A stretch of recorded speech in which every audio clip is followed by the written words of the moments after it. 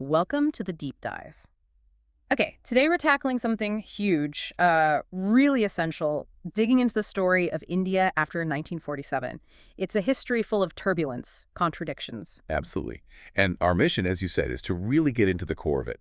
We've got a wealth of source material here, constitutional debates, economic plans, eyewitness accounts of conflict, you name it. Right, and the central question, the puzzle we're trying to piece together is how this nation, which almost everyone predicted would fail, actually managed to establish itself as, well, the world's biggest democracy, this unnatural outlier. It really is one of the most, well, baffling and fascinating political stories of the last 100 years. How did this incredibly diverse, initially very poor country defy all the odds? Let's start right there with that skepticism. The idea that India just couldn't work as a single democratic nation. This wasn't just a passing thought. It was deeply ingrained. Oh, completely. If you looked at it purely statistically back then, political science models mapping democracy against development indicators like income, literacy, India was just off the charts. In the wrong direction. Exactly. Low income, very low literacy rates, incredibly high levels of social and religious conflict. Based on those factors alone, the models pretty much predicted India had to become a dictatorship sometime between, say, 1950 and 1990. So the fact that it didn't. Made it a major outlier. That was the only way to describe it statistically. It just didn't fit the pattern. And this wasn't a new idea that just popped up in 1947. It had roots going way back into the colonial era, right? Deep roots. You had British administrators like John Strachey back in the 19th century flatly stating that a single Indian nation was impossible. He compared it to thinking all of Europe could just suddenly become one country. Utterly unthinkable in his view. And it wasn't just the administrators. Cultural figures chimed in too. Yeah, Rudyard Kipling, for instance, writing in 1891, he basically said Indians were much too old, his words, to learn something new like self-government. He claimed all they really wanted was law and order, implying they needed the British to provide it. So the underlying assumption was that the British presence was the only glue holding it together. Pretty much. The common prediction was that the moment the British left, the whole thing would shatter into a battlefield of antagonistic racial and religious forces. Unity, in that view, required an outside imperial hand. But then freedom did arrive. August 15th, 1947. And even that specific moment seems packed with contradictions. It really was. The date itself, chosen by the Viceroy, Lord Mountbatten. It wasn't picked for its significance to Indian nationalism. No. No. It was the second anniversary of Japan's surrender in World War II. A date resonating much more with British imperial history, with their victory. Interesting. And there was that whole issue with the timing, too, the astrology. Right. Astrologers apparently deemed the 15th inauspicious. So to get around that, the actual transfer of power, the Constituent Assembly meeting, had to happen just before midnight on August 14th. Bit of a fudge, really. So you have this grand ceremony in New Delhi at midnight, flags going up, official dinners, all the symbols of a new state launch. A lot of pomp and ceremony in the capital, definitely. Hundreds of flag-hoisting events planned. But the key figure, the moral center of the independence movement, Mahatma Gandhi. He wasn't there, was he? Not even close. He was hundreds of miles away in Calcutta. And he wasn't celebrating. He was in a Muslim-dominated area called Biliagata, fasting and praying. Why? What was happening there? Rioting. Communal violence hadn't stopped just because the date changed. Gandhi was focused entirely on the ongoing human tragedy, the breakdown of peace.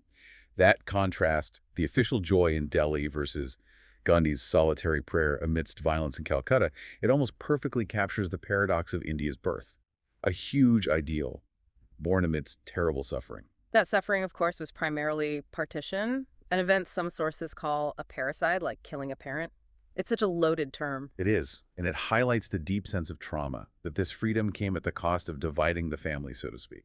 We often focus on the horrifying results, but how did the logic for separation gain so much ground so quickly? It's complex, but a key factor was the introduction of modern electoral politics, especially with separate electorates for different religious communities. This structure inherently encouraged politicians to mobilize voters along religious lines. Creating community vote banks. Exactly. And the Muslim League became incredibly effective at using what the sources describe as the rhetoric of fear. Fear of what, specifically? Fear of perpetual Hindu majority rule in a united India. They framed it as the risk of a Brahmin Bani Raj rule by the upper caste Hindu elites, where Muslim interests would always be secondary. And this message clearly resonated. Massively. Look at the numbers. The Muslim League apparently had only about 1,300 members in 1927. By 1944, Fueled by this fear and the call of Islam and danger, they claimed over 500,000 members just in Bengal alone.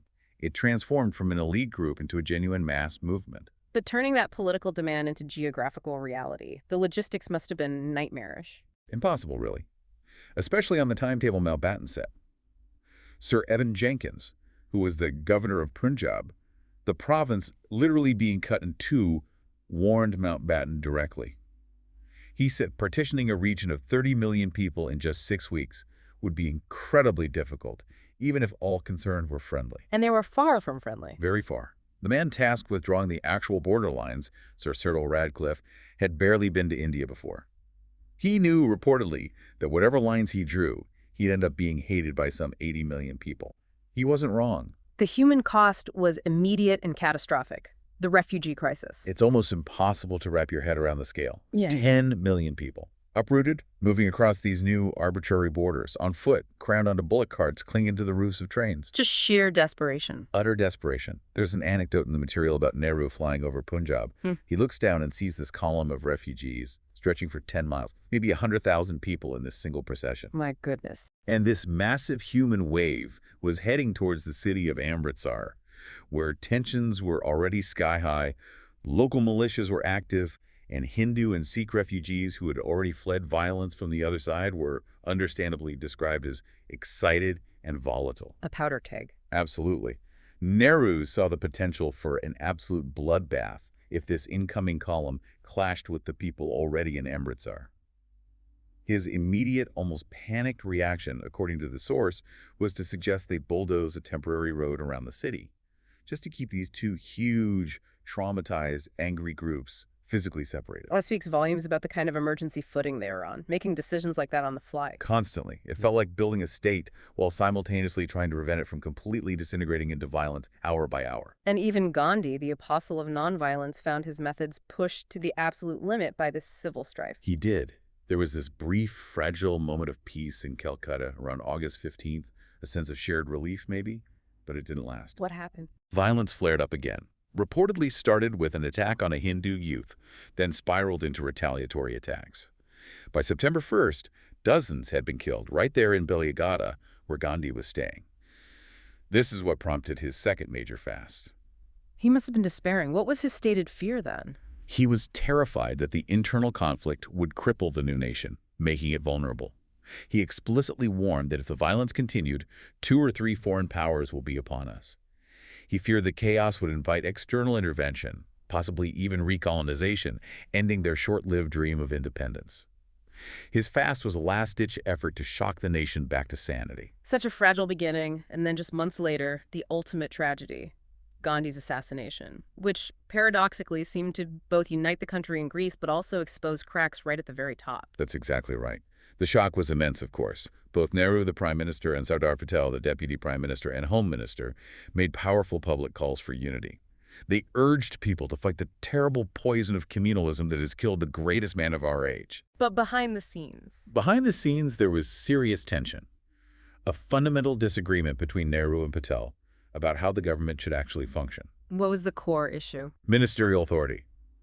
Patel, the hard-nosed organizer, believed in a cabinet system where the prime minister was essentially first among equals. The PM coordinates, but doesn't dictate. Whereas Nehru, the visionary, felt the prime minister needed ultimate authority to drive the national agenda, to set the direction. He couldn't just be one voice among many.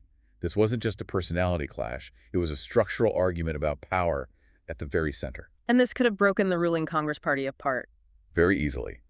And given that the Congress Party was essentially the government and the main unifying force at that point, its destruction could have been catastrophic for the country. So how was it resolved? Patel made a crucial decision. Recognizing the danger, he publicly deferred to Nehru, endorsing him as Gandhi's chosen successor and implicitly accepting Nehru's view of the prime minister's role. It was a moment of, well, pragmatic statesmanship. Why did he do it, did the sources suggest? He reportedly recognized that a split in the party leadership might very well mean the destruction of India. He put the nation's stability above his own interpretation of cabinet government. That act of unity was vital in those first fragile months. Okay, so the immediate post-partition, post-assassination crisis at the center is navigated. But then comes this other seemingly impossible task, integrating the princely states. We're talking hundreds of them, right? Over 500. Little kingdoms, large states, autonomous chiefdoms, scattered all across the map. Each with its own ruler, its own history, often its own treaties with the British, trying to weld all of these into a single Indian Union in just a couple of years. It was an absolutely monumental undertaking. Who are the key figures driving this integration? Two main players. Sardar Patel, again, bringing his formidable will and organizational skill, and his top civil servant, VP Menon. Menon. He's sometimes mentioned almost dismissively as Babu Menon. Yes. Apparently because of his relatively humble background compared to the Oxbridge-educated elites. But by all accounts, he was an administrative powerhouse, the one who handled the complex negotiations and paperwork. And Gandhi played a role here, too. He did. Sources say Gandhi personally urged Mountbatten, in his final months as viceroy, to make sorting out the princely states his absolute top priority. Gandhi feared that leaving them independent or ambiguous would lead to the legacy of balkanization and disruption, India splintering into countless pieces. So Mountbatten took this on. How did he approach the princes? He convened the Chamber of Princes and gave what's described as a tour de force speech. It was a masterclass in the carrot-and-the-stick approach. What was the carrot? Accede to India before the August 15th deadline, join either defense, foreign affairs, or communications, and you'll get decent terms, retain your titles, privy purses, some internal autonomy, basically a negotiated, respectable integration. And the stick. The stick was the implied threat. If you don't accede by the deadline, the British paramountcy disappears, your treaties become void, and you'll be left alone to face the full force of the Nationalist Congress movement, which will likely sweep you away in an explosive situation. He made it clear that inaction was the riskiest option. Did it work? Largely, yes. Most princes saw the writing on the wall and signed the instrument of accession. But there were definitely some problematic holdouts, the unhappy apples, as the source puts it. Like who? Travancore, down in the south, was one of the first to declare independence. And this wasn't just symbolic. Travancore was strategically important. It had a highly educated population for the time, coastal access, and crucially, significant deposits of thorium. Thorium, used for nuclear energy. Exactly. Potentially for atomic weapons, too. So an independent Travancore controlling that resource was a serious concern for New Delhi. Any others? Bhopal was another tricky one. The Nawab was apparently a personal friend of Mountbatten's, but felt deeply betrayed by the British, unilaterally ending their treaty relationship. He reportedly asked, quite angrily, if the princes were just supposed to write out a blank check for the Congress Party to fill in later. He resisted for a while. And Junagadh, that was a particularly odd case, wasn't it? Very odd. It defied the whole logic of partition. Junagadh had a Muslim ruler, but an overwhelmingly Hindu population, about 82%. Yet the Nawab decided to accede to Pakistan, even though Junagadh had no land border with West Pakistan. How did that align with the two-nation theory? It didn't, really. It flew right in the face of it. India eventually intervened, held a plebiscite which overwhelmingly favored India, and integrated the state. But it showed how messy and contradictory the process could be. Still, the fact that they managed to integrate over 500 disparate entities, mostly peacefully, within 2 years was, well, astounding. It secured India's basic geographical shape. And with that geographical consolidation basically done, India embarked on maybe its most audacious gamble, universal adult suffrage, giving everyone the vote, regardless of wealth, literacy, caste, or gender, right from the start. Audacious is the right word. Remember the context. Mass poverty, widespread illiteracy. Most political theory at the time linked stable democracy with a certain level of economic development and education. India had neither. So the critics must have been loud. Oh, very loud. A newspaper editor in Madras famously called the first general election in 1952 the biggest gamble in history. One former Maharaja, stripped of his power, told an American visitor that creating a constitution based on universal suffrage in a land of illiterates was simply crazy. But the gamble paid off, didn't it? People actually voted. They did, in huge numbers. Yeah. The turnout figures from that first election are really striking. In a major city like Bombay, for example, around 70% of the eligible electorate turned out to vote. That's a high turnout even by modern standards in established democracies. It is. And crucially, the sources make a point of noting who turned out. In Bombay, observers reported that workers from the industrial areas came out in much greater proportions than the wealthier, fashionable middle-class residents of places like Malabar Hill. What does that suggest? It suggests that the enthusiasm for democracy, The belief in the power of the vote was perhaps strongest among the poor and the marginalized right from the beginning. They saw it as a genuine tool for change, for asserting their presence. And Nehru played a big role in fostering that connection. A huge role. His campaign for that 1952 election was legendary. He covered something like 25,000 miles, traveling relentlessly. Huge crowds, vast multitudes would gather, sometimes waiting overnight just to see him or hear him speak. Was it just about star power? Partly, yes, he had immense charisma. But the sources say he consciously used these massive rallies not just to ask for votes, but as educational opportunities. He'd try to explain in simple language our problems and our difficulties, trying to build a sense of shared national purpose. It helped embed democracy not just as a procedure, but as a kind of national spectacle, a direct conversation between the leader and the masses. But while this democratic practice was taking root on the ground, the Constitution itself, the framework they'd created, contained some serious built-in tensions, didn't it? Especially around the power of the central government. Absolutely. The framers, meeting in the Constituent Assembly, were deeply scarred by partition and the violence that preceded it. There was a strong consensus, a definite bias towards leading a powerful central government. Why was that seen as so essential? They looked back at Indian history and saw what they called an age-old historical tendency of disintegrating. They feared that without a strong, unifying, impartial center, the country would simply fracture along regional, linguistic, or religious lines again. Especially after the horrors of 1946-47, a strong center seemed like the only guarantee against chaos. And the main architect of the Constitution, B.R. Ambedkar, he had some pretty stark warnings in his final speech to the Assembly, didn't he? He did. It's a remarkable speech. He cautioned very specifically against what he called political bhakti devotion or hero worship directed towards leaders. Why was that dangerous? He stated it quite plainly. In politics, bhakti is a sure road to degradation and to eventual dictatorship. He saw that unquestioning loyalty to even the greatest leader undermines the critical spirit necessary for democracy. That's quite a warning, considering the immense popularity of figures like Nehru at the time. It is. And he added another crucial warning, that political democracy, just having the right to vote, was basically meaningless, a hollow shell, unless it was accompanied by real social and economic equality. You couldn't just grant political rights while ignoring centuries of entrenched hierarchy and deprivation. Did the Constitution try to address that second point? It did, to some extent.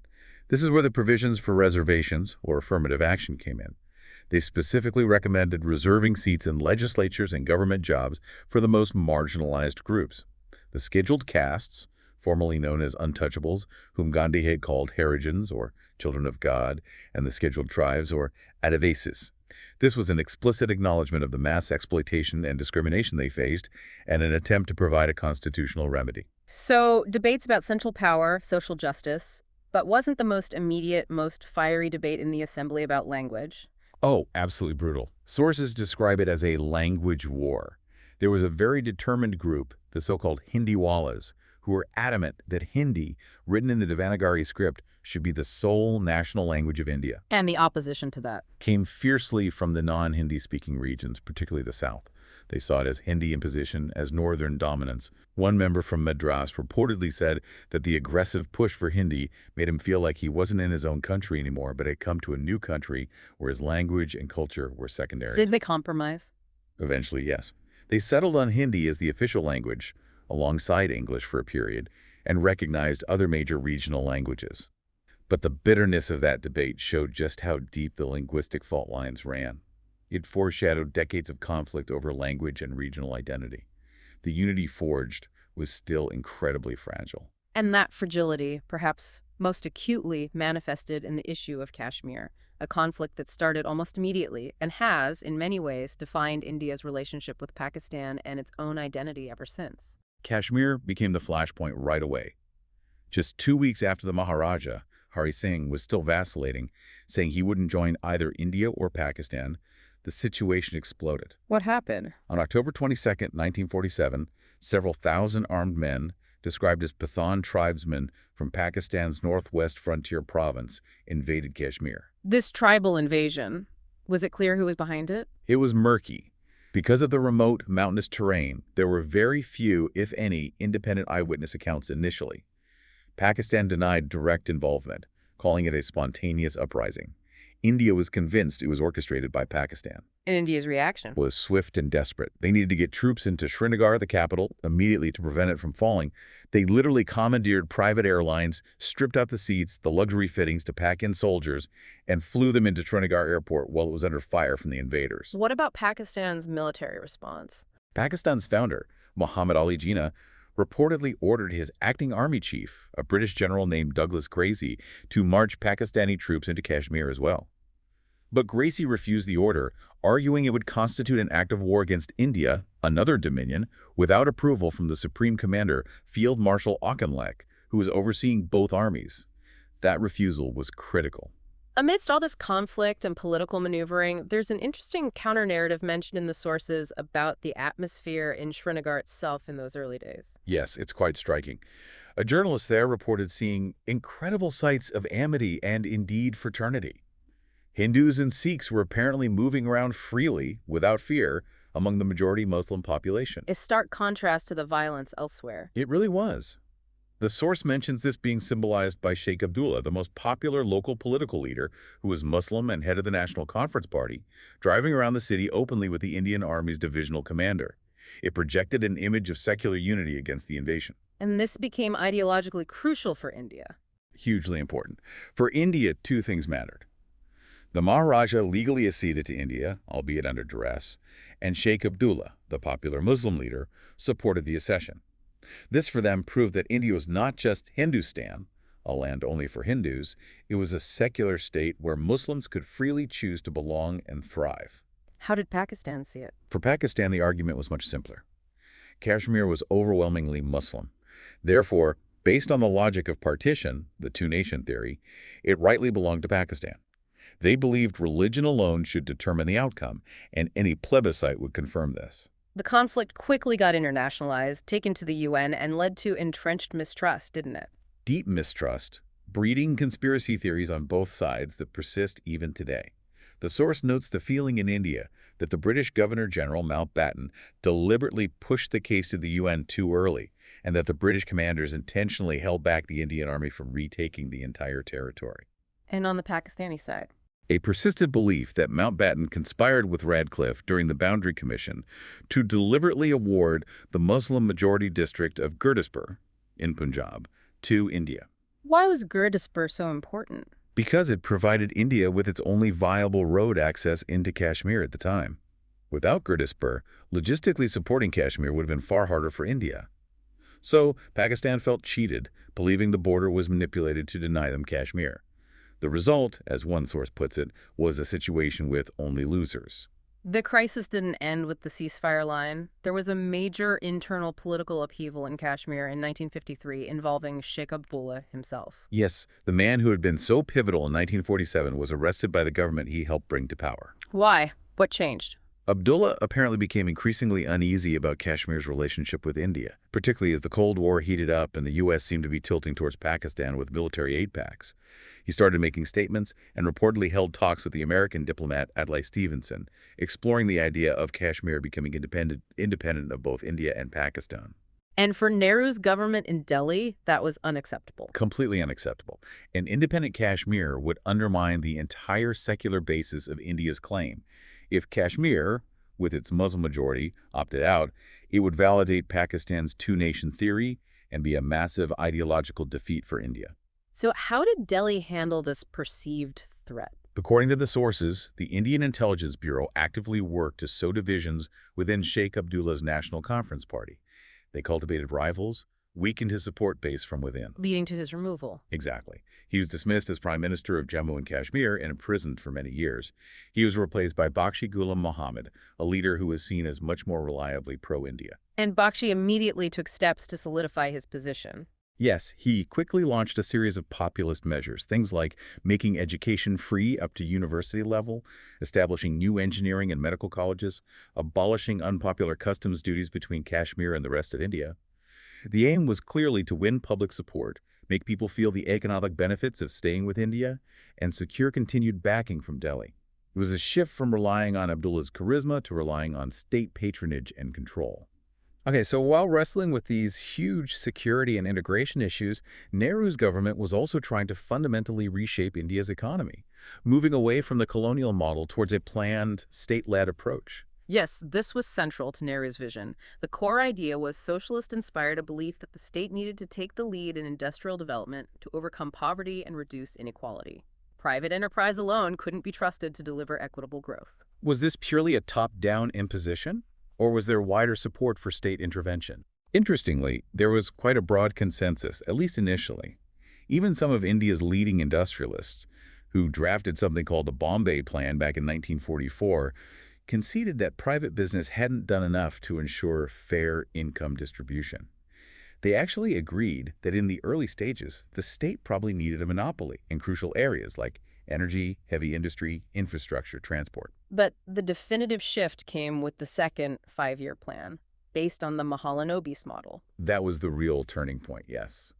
Professor P.C. Mahalanobis, a statistician, heavily influenced the plan's direction. The focus shifted dramatically away from agriculture towards building a domestic heavy industry base: steel, machine tools, power generation. What was the underlying logic? Import substitution. Exactly. The goal was self-reliance. India needed to make its own capital goods, its own machinery, rather than depending on expensive imports. Under this model, the state would own and run these large-scale heavy industries. And what about the private sector? The private sector was largely left to focus on producing consumer goods. But, critically, it operated within a protected market. The state controlled licenses for setting up industries, for importing materials. This is what eventually became known, often negatively, as the license raj. The state guaranteed private companies a market, free from foreign competition, but also controlled their expansion. Nehru famously had a very romantic view of these big state projects, didn't he? Especially the dams. He absolutely did. He visited the sites of these massive new multi-purpose dams, Bakra Nangal, Hirakud, Nagarjunasagar, and called them the temples of modern India. He saw them as symbols of the new nation's scientific prowess, capable of taming nature, controlling the monsoon, providing power for factories, irrigating fields.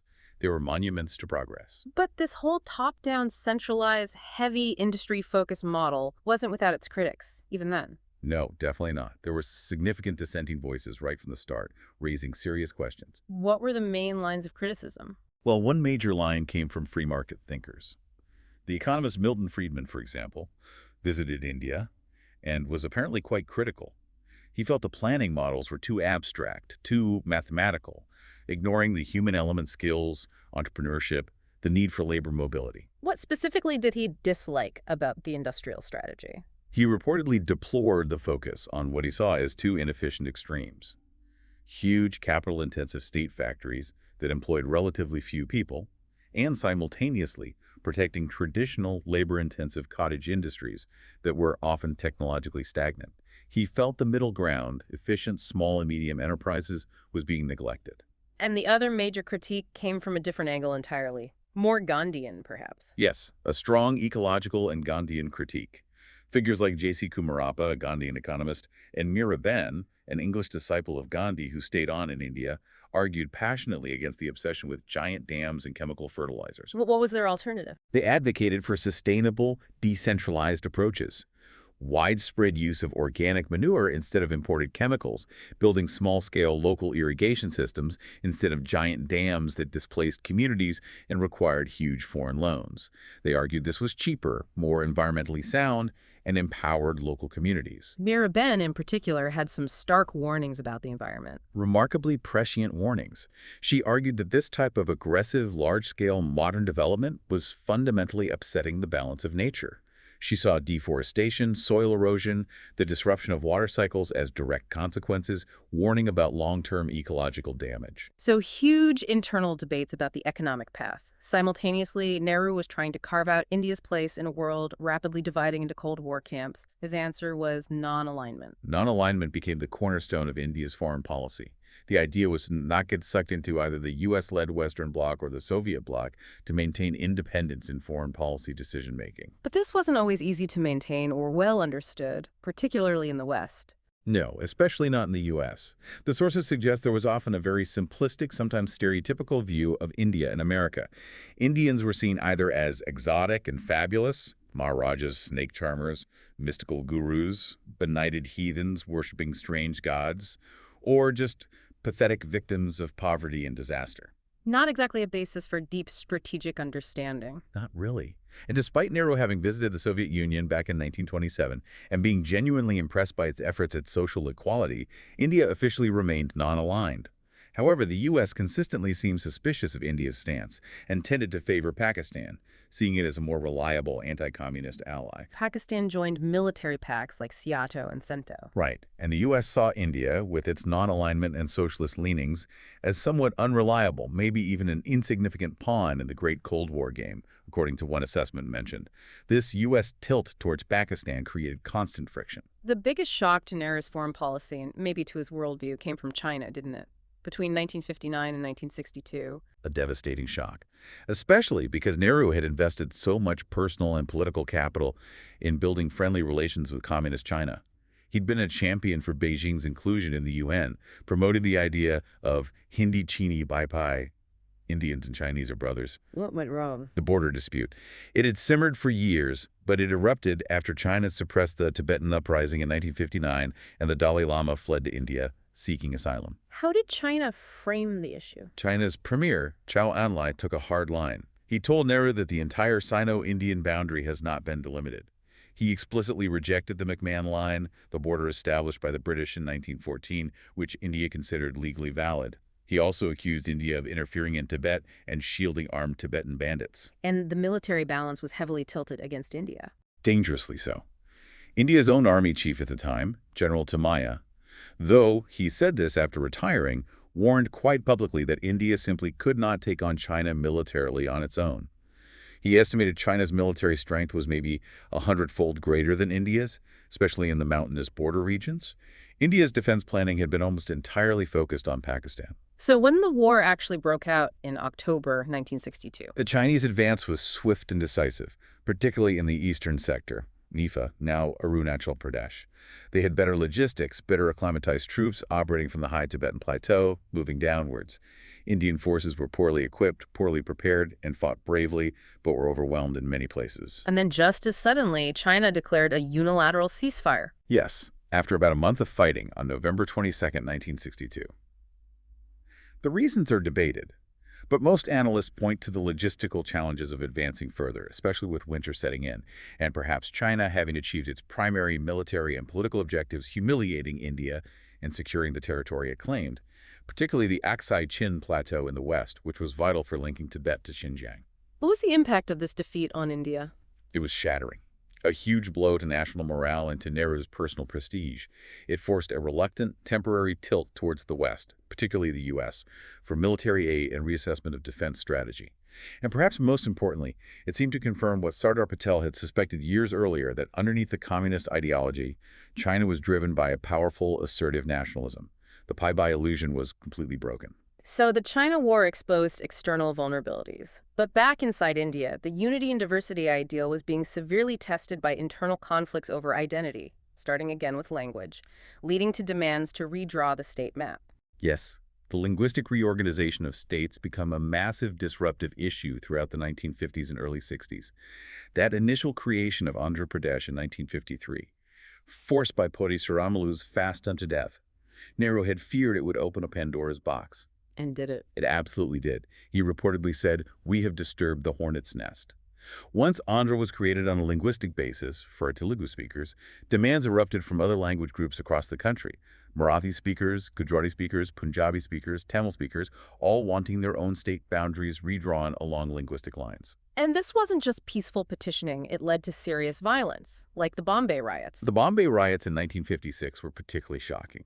Marathi speakers were demanding that the cosmopolitan, multilingual city of Bombay, now Mumbai, be designated the capital of a new Marathi-speaking state, Maharashtra. They felt that without Bombay, they would remain economically and politically marginalized, just secondary brokers and clerks to managers, in a city dominated by Gujarati and Parsi business interests. And the violence was severe. Described in the sources as the worst riot in living memory up to that point.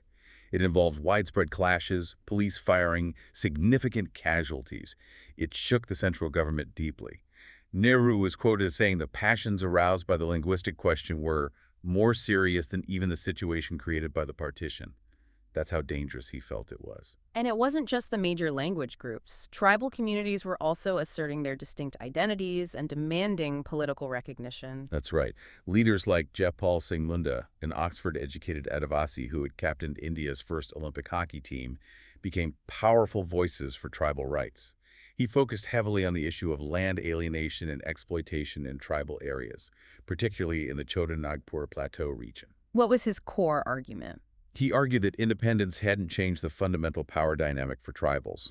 British imperialism had simply been replaced by what he called Bihari imperialism dominance by the non-tribal majority population and administration of Bihar. He demanded a separate state, Jharkhand, land to forests, for the tribal communities of the region. But he framed this within a nationalist context. Yes, absolutely. Yeah. His slogan captured this: Jai Jharkhand, Jai Adivasi, Jai Hind. Victory to Jharkhand. Victory to the tribals, victory to India. It was a demand for autonomy and justice within the Indian Union, not separation from it. These assertions of regional and linguistic identity put immense pressure on the federal structure, and it led to a very troubling precedent set by the central government in Kerala in 1959. Yes, the dismissal of the communist government in Kerala. This is widely seen as a major misstep, a misuse of central power. What happened there? Kerala had elected the government democratically, right? It had. In 1957, Kerala elected the first communist government anywhere in the world through the ballot box, led by EMS Namboodiripad. It was a landmark event. And what did they try to do that caused such opposition? One of their key initiatives was an agrarian relations bill. It aimed to implement significant land reforms, protecting tenants from eviction, fixing fair rents, setting ceilings on land ownership. This directly challenged the power of landowners and traditional community elites. Triggering a backlash. A massive backlash, organized by the opposition parties, including the Congress, and powerful community groups like the Nehru Service Society, led by the influential Manath Padmanabhan. They launched what they called a liberation struggle. Mass protests, strikes, civil disobedience aimed at paralyzing and overthrowing the elected government. Padmanabhan reportedly made some pretty inflammatory statements. Yes, he apparently vowed to drive the communists to their fatherland, Russia, framing it as an existential battle against an alien ideology. And the central government, led by Nehru's Congress Party, intervened. They did. Using the pretext of the breakdown of law and order caused by the liberation struggle, which the opposition itself had instigated, the central government invoked Article 356 of the Constitution President's Rule and dismissed the legally elected state government. Why is this seen as such a negative precedent? Because it established a pattern where the party in power at the center could potentially use constitutional emergency powers to dismiss inconvenient or opposition-led state governments for political reasons, rather than genuine constitutional breakdowns. The sources call it a grievously mistaken dismissal that significantly weakened Indian federalism and democratic norms. It happened repeatedly in subsequent decades. This idea of central intervention, of perhaps an authoritarian impulse, reached its peak with the declaration of the emergency in 1975 under Indira Gandhi. What led up to that drastic step? It was a combination of several factors. Indira Gandhi had consolidated power dramatically after splitting the Congress Party in 1969. She cultivated a populist image, taking bold steps like nationalizing major banks. Why the bank nationalization? She argued it was necessary to break the hold of big business over credit and direct resources towards national priorities and the poor, preventing the domination of the few. It was a hugely popular move politically, outflanking her rivals like Morarji Desai, who opposed it, and cementing her image as a leader of the masses. But this period also saw a rising discontent, didn't it? Culminating in the JP movement. Yes, by the early 1970s, there was growing disillusionment with corruption, inflation, and perceived authoritarianism. This coalesced around the figure of Jayaprakash Narayan, or JP. Who was JP? He was a highly respected veteran of the independence movement, a socialist thinker, and a former comrade of Nehru's. He came out of political retirement to lead a massive, nationwide, student-led agitation demanding total revolution, sweeping reforms to tackle corruption and overhaul the political system. He called for radical changes all around. How did Indira Gandhi view JP and his movement? The conflict became intensely personal and political. She saw JP as politically naive, perhaps being manipulated by opposition parties, including right-wing and communal groups, whose only real aim, in her view, was to destabilize her government and remove her from power by extra-constitutional means. What was the immediate trigger for the emergency declaration? A high court judgment in Allahabad found Mrs. Gandhi guilty of electoral malpractices, during the previous election.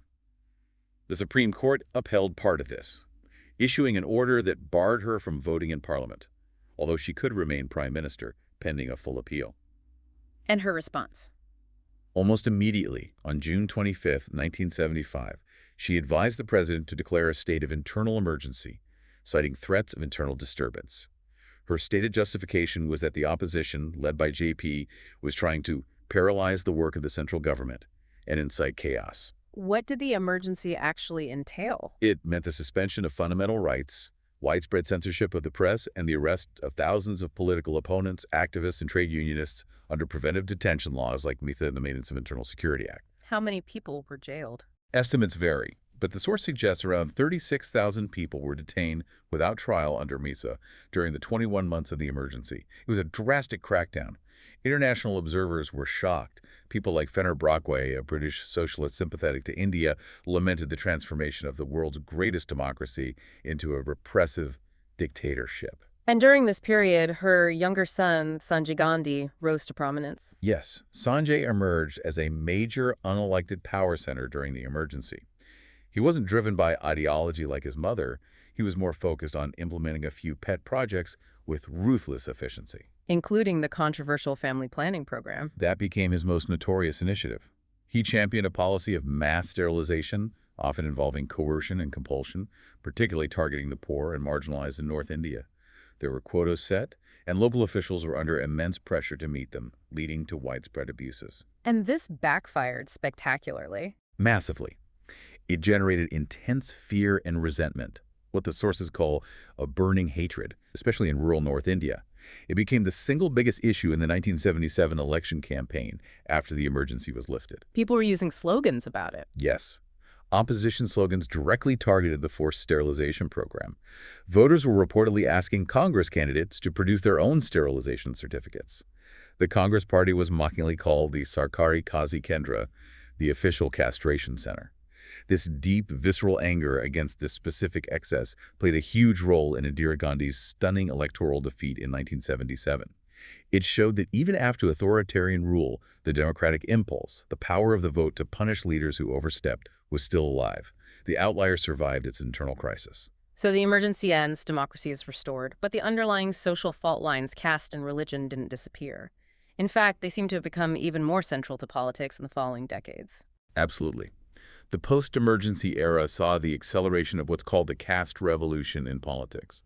While caste had always been a factor, it now became much more explicit and organized as a basis for political mobilization. We saw the rise of dominant castes. Yes.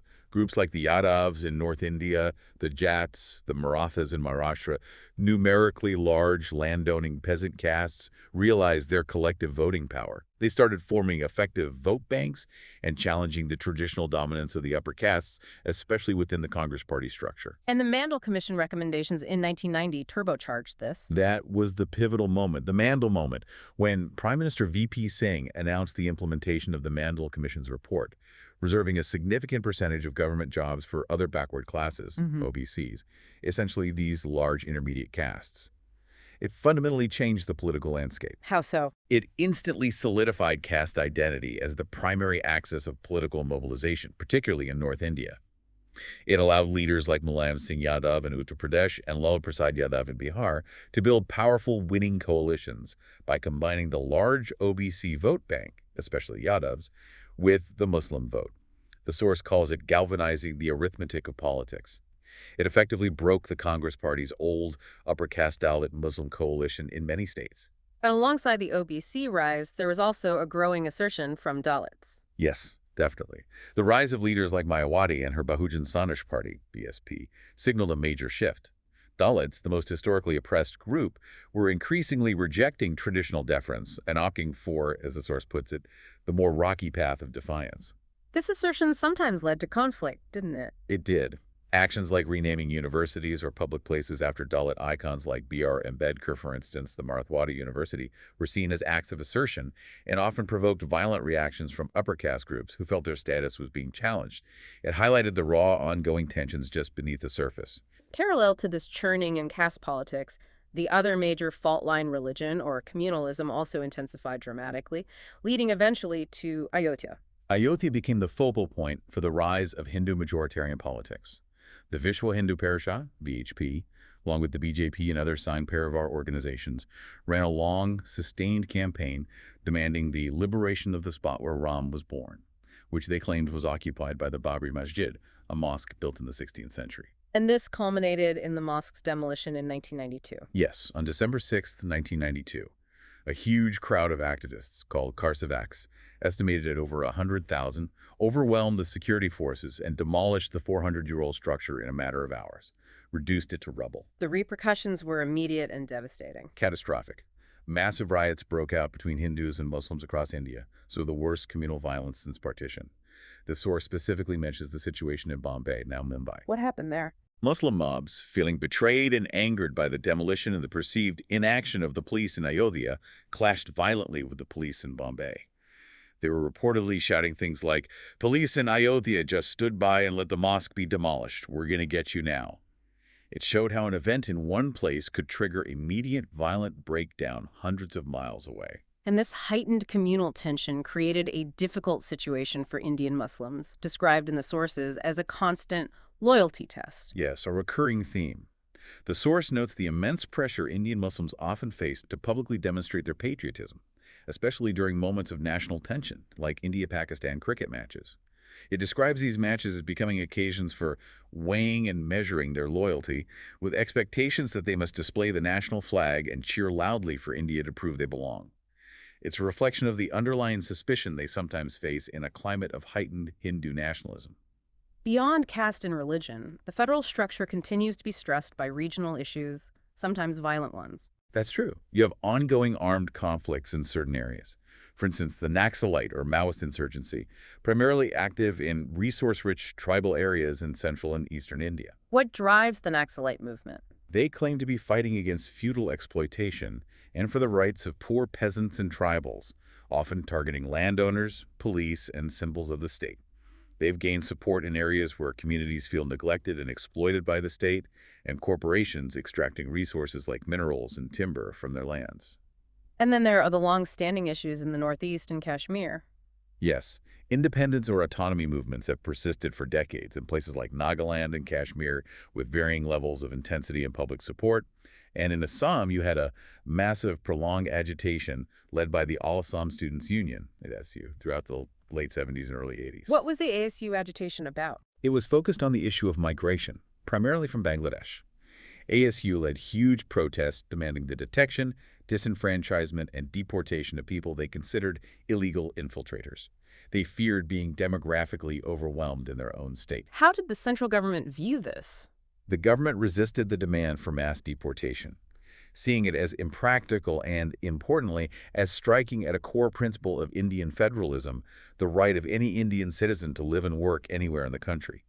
It highlighted the tension between regional anxieties and national citizenship rights. All this regional assertion, the rise of caste parties, it's changed the nature of national politics, hasn't it? Creating a kind of new federalism. Definitely. The era of single-party dominance by the Congress is long gone. National politics now relies heavily on coalitions. The source uses a great analogy. National parties have to act almost like fast food franchises. Meaning, they have to strike deals with powerful state-based parties, often based purely on local electoral math and strategic calculation, rather than shared ideology. Power flows upwards from the states, and national alliances are often marriages of convenience, constantly being renegotiated. But this complex political landscape also seems riddled with some worrying democratic paradoxes, like criminalization and nepotism. Yes, these are serious concerns highlighted in the material. Political parties across the spectrum have often become dominated by particular families, resembling family firms, where leadership is inherited rather than earned through democratic processes. And the criminalization issue. That's also quite stark. Based on candidates' own sworn affidavits required for elections, studies showed that somewhere between 15 to 20% of candidates fielded by major parties had pending criminal cases against them, sometimes for serious offenses like murder, extortion, kidnapping. Why would parties field candidates with criminal records? The sources suggest that in some regions, particularly for parties like the Samajwadi Party, SP, in UP, or the Rashtriya Janata Dal, RJD, in Bihar during certain periods, candidates with muscle power, the ability to intimidate rivals, capture polling booths, or finance campaigns through illicit means were seen as crucial for winning elections. It's a grim reality where criminality becomes an electoral asset. This seems a long way from the ideals of the Constituent Assembly. It brings us back to Ambedkar's warning about substituting parliamentary democracy with street protests. Exactly. Ambedkar had warned against the grammar of anarchy, trying to achieve political or social objectives through methods like civil disobedience, non-cooperation, or mass agitation outside the constitutional framework. He feared it would lead to tumult and mighty disharmonies. But hasn't mass mobilization been a recurring feature? It has, from the JP movement to the anti-Mandal protests, the Ayodhya movement, the Assam agitation. Opposition groups, perhaps having seen the effectiveness of mass mobilization in achieving goals, sometimes get addicted to it, as the source puts it. They may prefer the spectacle and pressure of street politics over the slower, more deliberative process of rational parliamentary debates. Okay, so we've painted a picture of deep divisions, recurring conflicts, worrying trends. Yet somehow, India holds together.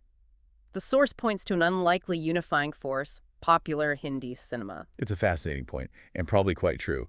Hindi films, Bollywood, are described as almost a fifth state of India. Why fifth state? How does it unify? In several ways. First, it creates a shared popular culture, a common pantheon of heroes and heroines recognized across the country, regardless of region or language. Figures like MGR in the past, or Amitabh Bachchan, Shah Rukh Khan.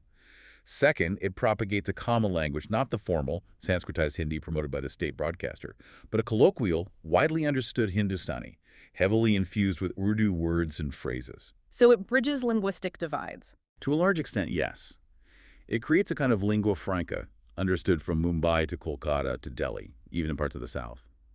And third, Hindi films often present a shared moral universe, common themes of family, duty, justice, romance, good versus evil, that resonate across class and caste lines. It provides a common cultural script. And this influence wasn't just internal. No, the source highlights its early global reach, too. It mentions the phenomenal popularity of stars like Raj Kapoor and Nargis, not just within India, but in places like the Soviet Union back in the 1950s. In the Soviet Union? Apparently, yes. They were mobbed on visits there. People named their children after them. It was an early form of Indian soft power, projecting a vibrant, often secular, popular culture to the world long before the term became fashionable. It acted as a kind of cultural glue, both internally and externally. So bringing this all together, it's quite a journey we've traced. The core tension remains. India somehow sustained its democratic framework despite facing exactly the kind of deep diversity, linguistic, religious, caste that most Western observers thought made national survival impossible, let alone democratic survival. And the sheer scale of the commitment to that democratic gamble is worth restating. By the early 2000s, the number of eligible voters had grown to around 275 million. That's 100 million more than in the first election in 1952. Yet, the Election Commission's logistics ensured that practically no Indian voter had to walk more than 2 kilometers to reach a polling station. A massive ongoing effort. The nation survived partition, linguistic reorganization, the emergency, countless riots, insurgencies, the constant churn of identity politics. The initial challenge was survival. Maybe the ongoing challenge is perfecting the democracy. That leads us perfectly to the final thought we want to leave you with. After tracing this tumultuous history, the question perhaps isn't if India is a democracy anymore. The evidence suggests it clearly is in its own unique, often chaotic way. The more profound question is, what kind of democracy has it become? What do you mean by what kind? I mean, it's a democracy constantly caught in a tug of war, a negotiation between the lofty ideals laid down by its founders, Ambedkar's call for social and economic equality, Nehru's vision of secularism and scientific temper, and the messy, often harsh realities on the ground. The enduring power of caste, the influence of big money, the cyclical appeal of charismatic or even authoritarian leaders, the persistent communal tensions. So the provocative thought is about this gap between the ideal and the real. Precisely. What does it signify for the health of a democracy that proclaims secularism as a founding principle when, as a respected jurist like V.M. Tarkundi noted, quoted in the source, significant sections of the minority community, specifically Muslims, feel systematically targeted, alleging that they are being killed and destroyed because they are Muslims? How does the state reconcile its constitutional promises with that lived reality for some of its citizens? That tension, that ongoing struggle to bridge the gap between the aspirational republic and the complex, often conflicting realities of India. That's the real ongoing mission, isn't it? Not just for the state, but arguably for every citizen within that vast, diverse, and enduringly paradoxical nation. That's the continuing challenge for the world's most unnatural outlier.